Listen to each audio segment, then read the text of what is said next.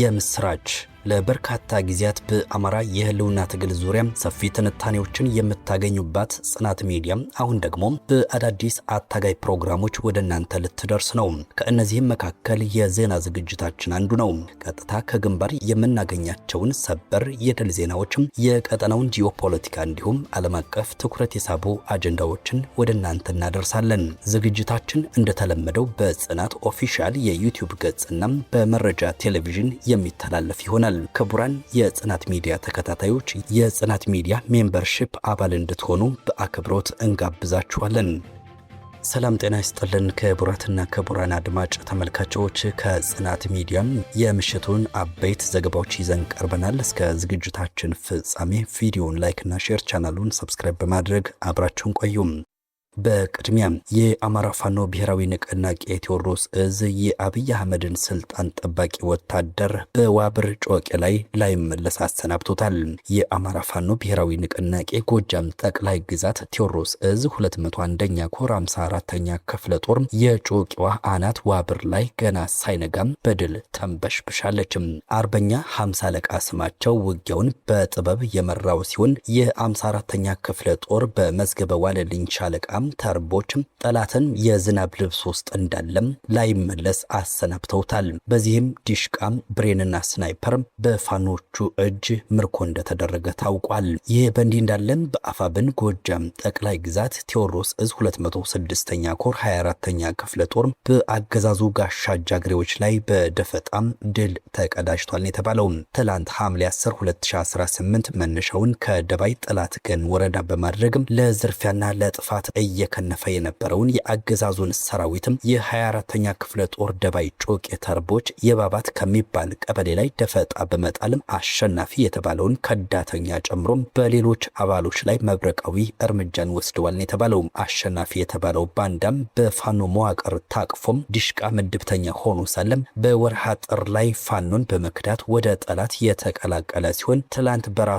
አሃዶች እርምጃም ተወስዶበታል የተባለው ሌላው ጠብደል አገዛዙ ሎሌ የነበረው ባንዳ ምትኩ ቢያድግልኝ ባሳደገው ቀይና በተወለደበት አካባቢ የፋኖ አልሞ ተኳሾችም ቅንድቡን በመስበር የሀፍረትን ማቅ ያለበሱት ሲሆን ሆስፒታል በመግባት በሞትና በሕይወት መካከል እያጣጣረ ይገኛል ተብሏል። በሌላ መረጃም በራያ ግንባር በግዳጅ ላይ የሚገኙት የአገዛዙ ሰራዊት አባላት ከስምሪት ቀጠናቸው በመጥፋት የአማራ ፋኖ ብሔራዊ ንቅናቄ ወሎ ቤት አማራ ምኒልክ እዝ የ102ኛ ኮርን ተቀላቅለዋል ተብሏል። ዛሬ ነሐሴ 11 2018 በሰሜን ወሎ ዞን በራያ ቆቦ ወረዳም የጠላት የሰሜን ምስራቅ እዝ 802ኛ ኮር 48ኛ ክፍለ ጦር የአራተኛ ሻለቃ ኦፒ ከነ ሙሉ ትጥቁም ወደ ምኒልክ እዝ ምስራቅ አማራ የ102ኛ ኮር ከጓዶቹ ጋር ተቀላቅሏል። ከተቀላቀሉት የአገዛዙ ሰራዊት አባላት መካከል አማኑኤል ዳምጠው አዳንና ክንዱ ጌትነት የተባሉ የሰሜን ምስራቅ እዝ 802ኛ ኮር 48ኛ ክፍለ ጦር አራተኛ ሬጅመንት አባላት ይገኙበታል። በተጨማሪም ዋክሹም ተስፋዬ ኦላናም ሸለማ ጌታቸው ሹማም የሰሜን ምስራቅ እዝ 802ኛ ኮር 58ኛ ክፍለ ጦር 6ኛ ሻለቃ ሁለተኛ ሻምበል አባልና ክንዱ ጌትነት ደመላሽ 48ኛ ክፍለ ጦር የአራተኛ ሻለቃ ኦርዲናንስ ትላንት አመሻሹን በጄሌ ያለ መሳሪያ የ102ኛ ኮር ፋኖን ተቀላቅለዋል።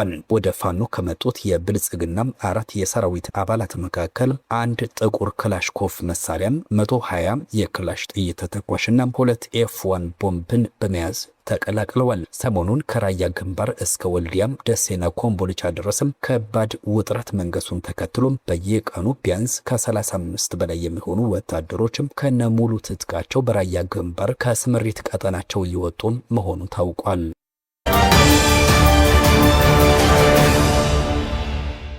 የአማራ ፋኖ ብሔራዊ ንቅናቄ ጎንደር ጠቅላይ ግዛት በላይ እዝ ዳግማዊ ቴዎድሮስ 5ኛ ኮር አካል የሆነው ጥቁር አንበሳ ክፍለ ጦር ድንዛዝ ላይ በጠላት ኃይል ላይ ጠንካራ ክንዱን ማሳረፉ ታውቋል። ከደጎማና ከበለሳም በአፈሳ የሰበሰበውን ወጣትም በበርካታ ተሽከርካሪዎች ጭኖ በማጀብ ላይ እያለም በአርበኛ ልንገር ሙላት እየተመራ በእጀባ ላይ የነበረውን ከ20 በላይ ተሽከርካሪ እግሬ አውጭኝ ጥሎ የፈረጠጠ ሲሆን ከማክሰኝትና ከጠዳ እንዲሁም ከደጎማ የሚያግዝ ኃይል ወደ ፋና ድንዛዝ ግንባር በማንቀሳቀስ ራሱን ለማትረፍ ጥረትን አድርጓል። ከተለያዩ ከተሞች በአፈሳ የሰበሰባቸው ወጣቶችም ወዲያውኑ ሲበተኑ፣ ከፍተኛ ኃይሉ ደግሞ ከባድና ቀላል ቁስለኛ ሆኗል የተባለው። ይህ በእንዲህ እንዳለም ራሱን እንደ ንስር እያደሰ የመጣው ጣና ገላውዲዮስ ክፍለ ጦር የአንበሶ ብርጌድ ስያሜውን ወደ ሬጅመንት 2 መቀየሩ ተገልጿል። የአፋብን ጎንደር ጠቅላይ ግዛት በላይ እዝ ሜጀር ጀነራል ውባንታ ባተም አንደኛ ኮር ጣና ገላውዲዮስ ክፍለ ጦር በዛሬው ዕለት ከአንበሶ ብርጌድ አባላትና አመራሮች ጋር ጥልቅ ውይይትና ግምገማን አካሂዷል። ራሱን እንደ ንስር እያደሰና አደረጃጀቱን በማዘመን ላይ የሚገኘው ክፍለ ጦሩ በቅርቡ ነሐሴ 9 2018 ክፍለ ጦሩን በአዲስ የአደረጃጀት ሪፎርም ሰርቶ ማጠናቀቁን ይፋ አድርጎ ነበር። በመሆኑም ከእዝና ከኮር በተቀመጠለት አቅጣጫ መሰረት ከስሩ ካሉ ብርጌዶችና ላለፉት 3 ዓመታት የተከናወኑ ወታደራዊና ፖለቲካዊ እንቅስቃሴዎችን በጥልቀት ገምግሟል፣ አቅጣጫዎችን አስቀምጧል። ስለሆነም ጊዜውን የዋጀ ወታደራዊ አደረጃጀት ለመገንባት በሚደረገው ጥረት ውስጥ እስከዛሬ አንበሶ ብርጌድ በመባል ይታወቅ የነበረው አሃድም ከዛሬ ነሐሴ 11 2018 ጀምሮ አዲስ ውቅር አደረጃጀቱን ሬጅመንት 2 ተብሎ እንዲጠራ ተወስኗል ሲል መረጃውን ያደረሰን የክፍለ ጦሩም ህዝብ ግንኙነት መምሪያ ነው።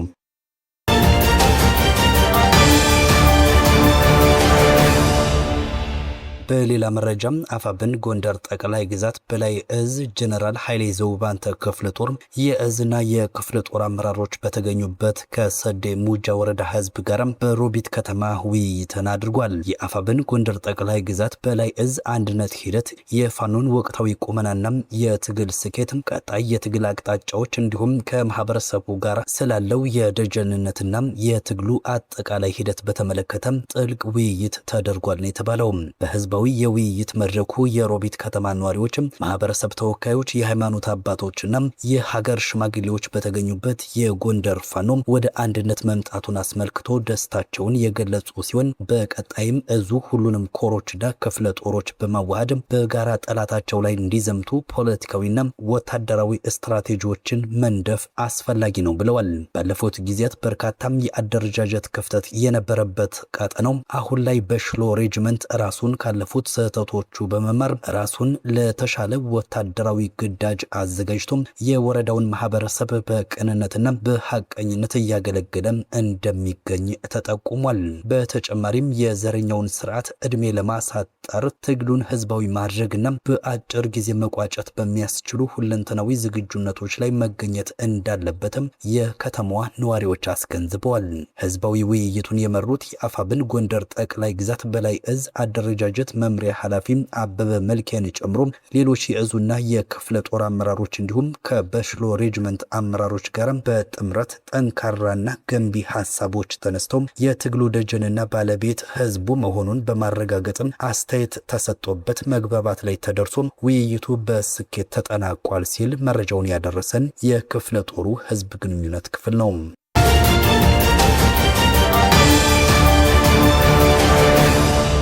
በሌላ መረጃ ለመቄት ወረዳ ጊዜያዊ ህዝብ አስተዳደር አመራሮች ሲሰጥ የነበረው ስልጠና በስኬት ተጠናቋል።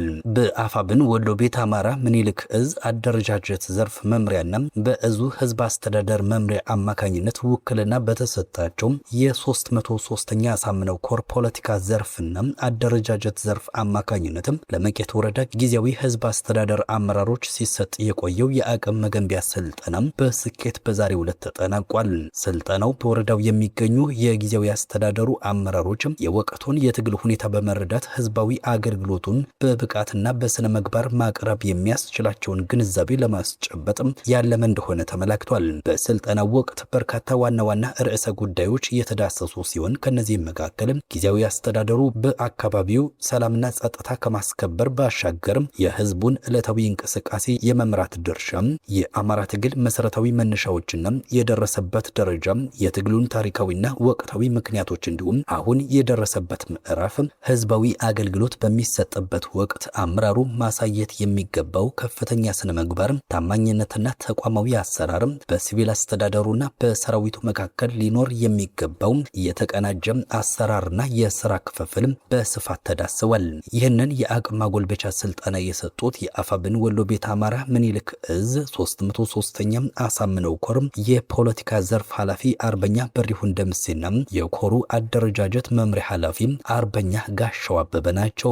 አሰልጣኞቹ በመልእክታቸው አመራሩ ከህዝቡ የተጣለበትን አደራ በግንባር ቀደምነት ለመወጣት ተቋማዊ ዲሲፕሊንን መጠበቅና ከወታደራዊ ክንፉ ጋር ያለውን ቅንጅት ማጠናከር አስፈላጊ እንደሆነ አሳስበዋል። ሰልጣኝ አመራሮቹ በበኩላቸው ያገኙትን ግንዛቤም በቀጣይ ስራዎቻቸው ህዝቡን በቅንነትና በብቃት ለማገልገል ትልቅ አቅም እንደሚሆናቸው ገልጸዋል።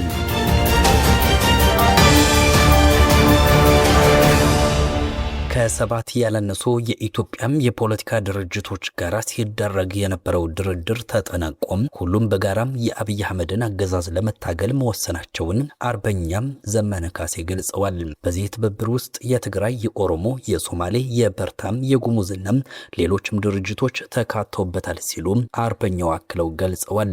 የአማራ ፋኖ ብሔራዊ ንቅናቄ አፋብን ሊቀመንበሩ አርበኛ ዘመነ ካሴ በፈረንሳይኛ ቋንቋ ከሚዘጋጀው የስዊዘርላንድ ጋዜጣ ጋራ ባደረጉት ቃለ ምልልስም የፋኖ ትግል ዓላማዎችን፣ የውስጥና የውጭ ግጭቶችን እንዲሁም የሀገሪቱን ፖለቲካዊና የጸጥታ ነባራዊ ሁኔታ አስመልክቶ ሰፊ ማብራሪያን ሰጥተዋል። የምንታገለው ለነጻነትና ለእኩልነት ነው በሚል ርዕስ በወጣው የሌቴምፕስ ጋዜጣ ዘገባ መሰረትም የንቅናቄው ዋነኛ ዓላማ የጠቅላይ ሚኒስትር አብይ አህመድን መንግስት ከስልጣን ማስወገድ፣ የአማራን ህዝብ ህልውና ማስጠበቅና የኢትዮጵያን መበታተን መከላከል መሆኑን አርበኛም ዘመነ ካሴ አስታውቀዋል። አርበኛ ዘመነ ካሴ በማብራሪያቸው ከዚህ ቀደም በሸዋም፣ በወሎ፣ ጎንደር፣ በጎጃም እንዲሁም በኦሮሚያ ክልል በወለጋ አቅራቢያ በተናጠል ሲንቀሳቀሱ የነበሩ የፋኖ ኃይሎች አሁን ላይ በአንድ የማዕከላዊ እዝ ስር መሰባሰባቸውን ገልጸዋል። ከዚህም በተጨማሪ ፌዴራል መንግስቱን ለመጣል በማሰብ በሰሜን ኢትዮጵያ ጦርነት ወቅት ይዋጓቸው ከነበሩ የትግራይ ኃይሎች ጋር መወያየታቸውንና ጥምረት መፍጠራቸውን ገልጸዋል። ይህ ትብብር ከትግራይ ኃይሎች ባሻገር ከጉሙዝ፣ በርታም፣ ሶማሌና ኦሮሞ ኃይሎች ጋር መደረጉን መሪው በቃለ ምልልሳቸው ወቅት አብራርተዋል። በጦር ሜዳው ስላለው የኃይል ሚዛን የተናገሩት አርበኛ ዘመነ ካሴ የፋኖ ኃይሎች በአሁኑ ወቅት ከ80 በመቶ በላይ የሚሆነውን የገጠር አካባቢና በርካታ ትንንሽ ከተሞችን መቆጣጠራቸውን ተናግረዋል።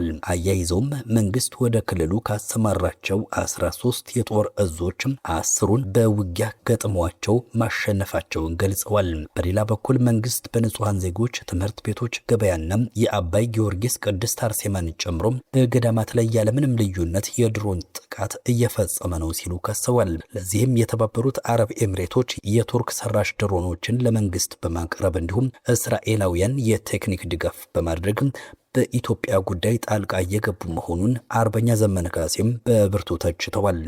ክቡራን የጽናት ሚዲያ ተከታታዮች የሰዓቱ ዘገባዎቻችን የተከታተላችኋቸውን ይመስሉ ነበረ።